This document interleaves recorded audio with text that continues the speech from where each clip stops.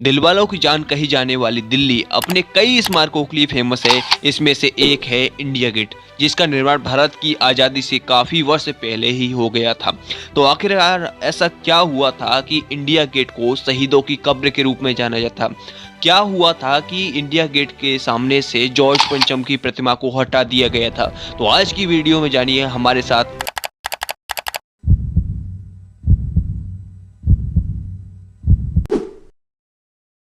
ये कहानी शुरू होती है 1914 में, क्योंकि 1914 एक ऐसी वर्ष थी जिस समय पृथ्वी शमशान की तरफ बढ़ती जा रही थी। क्योंकि 1914 में वर्ल्ड वॉर फर्स्ट प्रारंभ हो चुका था, जो एक ऐसा वर्ल्ड वॉर था जिस समय पृथ्वी एक शमशान में बदलती जा रही थी।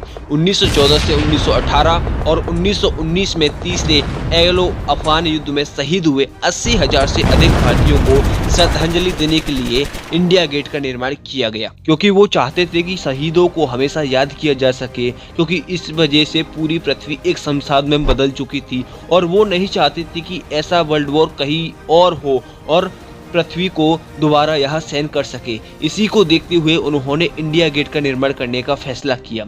लेकिन इंडिया गेट के निर्माण करने से पहले उनके बीच एक ऐसी रुकावट आ गई जिसकी वजह से इंडिया गेट का फैसला निरस्त करना पड़ा, क्योंकि उनके बीच एक ऐसा मोड़ आया जिससे इंडिया गेट का पूरा फैसला बदल गया। उस समय की सबसे बड़ी रुकावट थी रेलवे लाइन, क्योंकि आज जहाँ पर इंडिया गेट स्थित है वहाँ पर पहले रेलवे लाइन गुजरती थी। साल 1920 तक पुरानी दिल्ली रेलवे स्टेशन पूरे शहर का एकमात्र रेलवे स्टेशन हुआ करता था। उस समय आगरा दिल्ली रेलवे लाइन वर्तमान इंडिया गेट के निर्माण स्थल से गुजरती थी।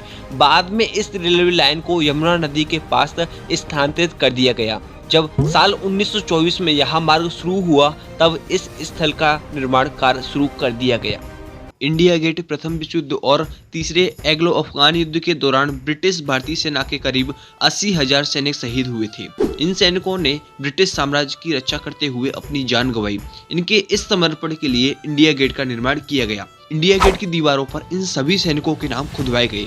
इसी को देखते हुए इंडिया गेट के सामने किंग जॉर्ज की एक मूर्ति भी स्थापित की गई थी। इंडिया गेट को अखिल भारतीय युद्ध स्मारक के रूप में बनाया गया था, जिसका नाम बाद में बदलकर इंडिया गेट रखा गया। इंडिया गेट की आधारशिला ड्यूक ऑफ कनॉट के राजकुमार आर्थर द्वारा 10 फरवरी 1921 में रखी गई थी। इंडिया गेट का डिजाइन सर एडवर्ड लुटियंस द्वारा डिजाइन किया गया था।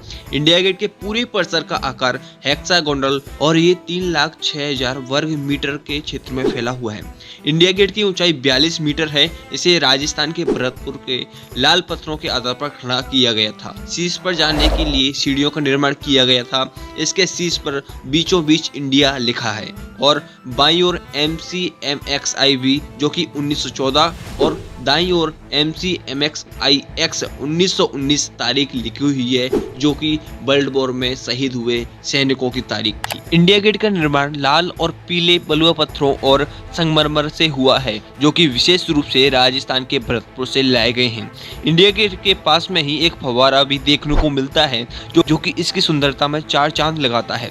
राजपथ मार्ग पर स्थित इंडिया गेट के आसपास के इलाकों को भी इंडिया गेट के नाम से ही जाना जाता है। वैसे तो इंडिया गेट में कई बदलाव हुए, लेकिन इनमें सबसे बड़ा बदलाव यह था कि इंडिया गेट पर जॉर्ज पंचम की मूर्ति स्थापित की गई थी, जिसे आज़ादी के बाद हटा दिया गया था।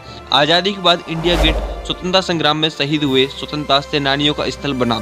इस स्मारक में अमर जवान ज्योति को 1971 के भारत पाकिस्तान के युद्ध के रूप में स्थापित किया गया था। इंडिया गेट के 2 मुख्य आकर्षण हैं। इनमें से पहला यहाँ की दीवारों पर अंकित शहीद सिपाहियों के नाम, जो हमेशा के लिए इतिहास के पन्नों में अमर हो गए हैं, और दूसरा यहाँ जलता हुआ अमर ज्योत। बहादुर सैनिकों को श्रद्धांजलि देने के लिए बनाए गए इस अमर ज्योति की हिफाजत आर्मी के जवान करते हैं, जिसके पास में ही एक खड़ी राइफल देखने को मिलती है और ऊपर सैनिकों का हेलमेट भी देखने को मिलता है, जो सभी हिंदुस्तानियों के रगों में देशभक्ति का लौ जलाता है। गणतंत्र दिवस के मौके पर यहाँ एक भव्य परेड का आयोजन किया जाता है और इस दिन राष्ट्रपति अमर जवान ज्योति पर माल्यार्पण भी करते हैं।